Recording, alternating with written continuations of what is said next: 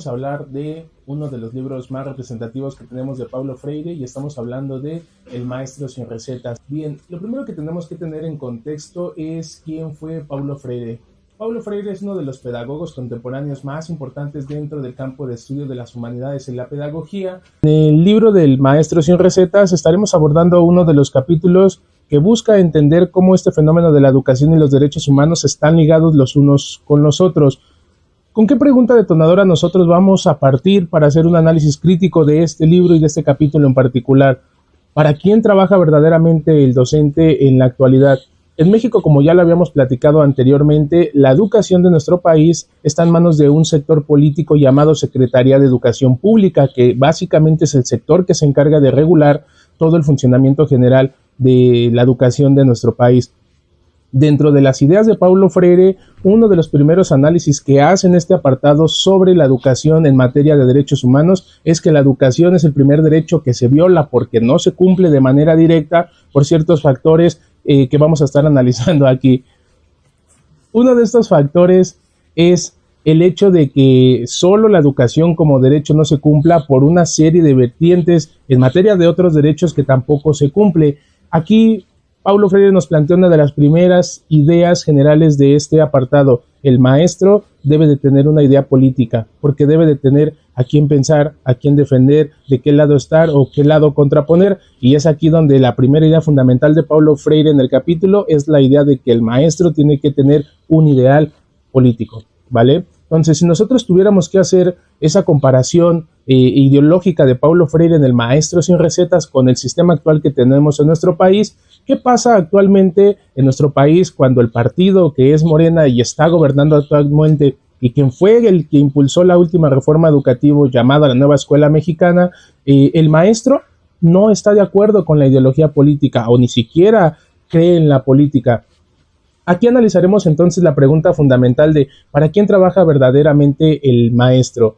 Si nosotros tuviéramos que hacer una dicotomía sobre ideas generales de lo que fue el ideal de Paulo Freire en materia de educación y docentes y lo que es el ideal de la Nueva Escuela Mexicana en materia de educación, actualmente yo voy a responder de manera directa como agente educativo y formativo que soy. Soy un docente al que no le gusta generalmente tener ideales políticos, pero sí que me gusta estar informado de la política, ya que ser un agente social demanda tener conocimientos generales sobre lo que los agentes políticos están haciendo en la actualidad, pero haciendo un análisis más profundo desde la formación pedagógica y humanista que tengo, me puedo catalogar que soy un docente meramente freiriano, porque los ideales de Paulo Freire, a los que tantos critico, se polarizan con nuestra educación en la actualidad. Paulo Freire nos deja uno de los conceptos que más critico yo en la actualidad en torno a la práctica educativa y es la educación bancaria.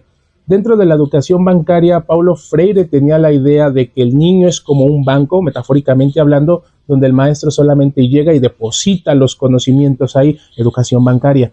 Ahí tendríamos que analizar otro de los ideales de Paulo Freire, que es la educación liberadora. Paulo Freire te decía una cosa maravillosa: si quieres ser libre, tienes que ser libre de pensamiento. Si no eres libre de pensamiento, no eres libre, ¿vale? Entonces, la educación liberadora de la que tanto habla Paulo Freire consiste en una cosa: liberar a los alumnos desde el pensamiento. Y la única manera de que el alumno piense es incentivar el pensamiento crítico, otra de las ideas muy importantes de Paulo Freire. Si bien en la actualidad la Nueva Escuela Mexicana, por medio de los elementos curriculares que fundamenta el funcionamiento de la misma, la Nueva Escuela Mexicana se caracteriza por tener un enfoque humanista dentro del marco de la formación pedagógica, se caracteriza porque toda su base teórica está fundamentada en la teoría justamente de Paulo Freire. Algo que les comentaba al inicio sobre la posición política del maestro lo vamos a encontrar en cualquiera de los 6 libros de la Nueva Escuela Mexicana, El maestro sin recetas.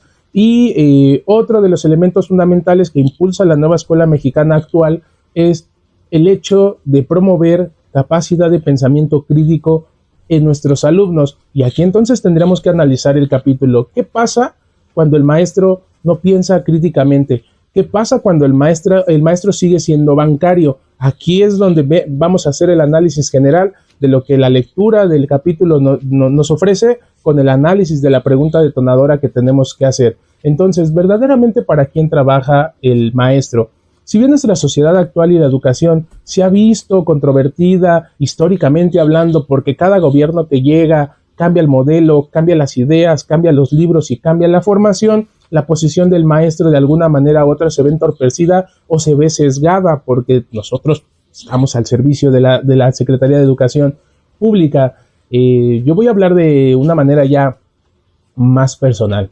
En el escrito del capítulo que estuvimos hablando sobre materias de derechos a la educación y derechos humanos, Paulo Freire nos dice una cosa sorprendente. La educación, no hay manera de que la educación cambie al mundo, porque la educación tiene límites y tiene limitantes. Entonces, ¿cómo vamos a conseguir el cambio? Según la idea de Paulo Freire, nos deja una de las frases más icónicas y más reconocidas de este autor. La educación no va a cambiar al mundo, cambiará a las personas que cambien al mundo. Y aquí entonces tenemos casi la respuesta más acercada a quién verdaderamente trabaja el maestro.